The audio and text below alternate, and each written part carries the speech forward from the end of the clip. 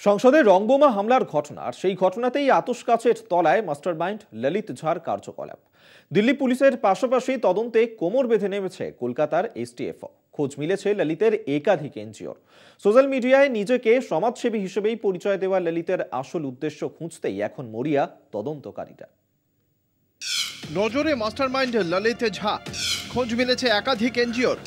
আতশ কাচের তলায় নীলাক্ষ, সংসদকাণ্ডে উত্তাল গোটা দেশ। তদন্ত যত এগোচ্ছে আরও তীব্র হচ্ছে বাংলা যোগ।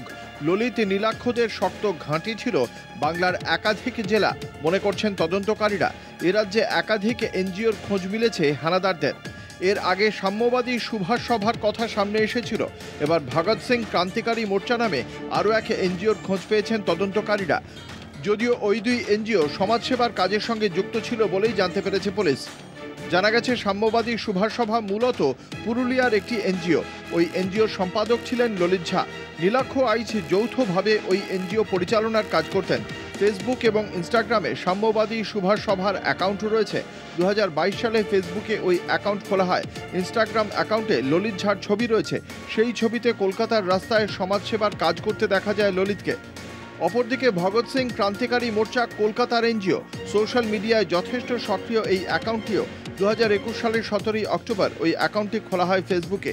ললিতের ইমেল আইডি এবং ফোন নম্বর দিয়ে খোলা হয় ওই অ্যাকাউন্ট, এমনটাই সূত্রের খবর।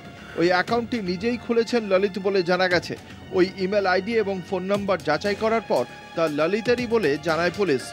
পুলিশের আতশ কাচের তলায় রয়েছে ওই দুই এনজিওর কার্যকলাপ। ওই সংগঠনগুলি আদতে কী ধরনের কাজ করত তা খতিয়ে দেখছে তদন্তকারীরা।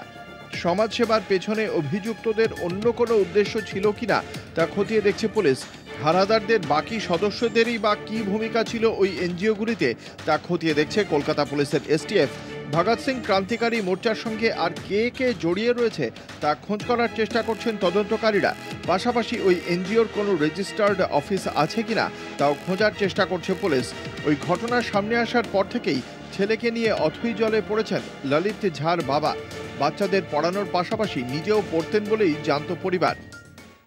ललित बाबू ट्यूशन करते थे और कोचिंग सेंटर में भी पढ़ाते थे, ये कल पता चला है। उनके गिरफ्तार होने के बाद वो भी दूसरों से, ये मोबाइल हमारे नहीं है, बेटे लोग को तो है, हमारे नहीं है।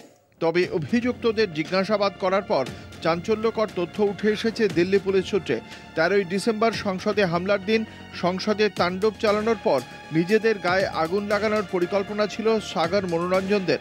সেই মতো নিজেদের গায়ে ফায়ারপ্রুফ জেল লাগিয়ে এসেছিলেন রং হানাদাররা, কিন্তু শেষ মুহূর্তে সেই পরিকল্পনা বাতিল করেন তারা বলে জেরায় স্বীকার করেছেন তারা। তাই নিজেদের গায়ে আগুন লাগানোর পরিকল্পনা বাতিল করে শুধুমাত্র সংসদে প্যামফ্লেট ছড়িয়ে দিয়েই পালানোর চেষ্টা করেন সাগর মনোরঞ্জনরা। ওই ঘটনায় বিজেপি সাংসদ প্রতাপ সিনহার বয়ান রেকর্ড করার পরিকল্পনা রয়েছে বিশেষ তদন্তকারীদের। পাশাপাশি ঘটনার পুনর্নির্মাণ করার জন্য সংসদের অনুমতি চাইতে পারে দিল্লি পুলিশ বলে সূত্রের খবর। রিয়া মাঝির রিপোর্ট, কলকাতা টিভি।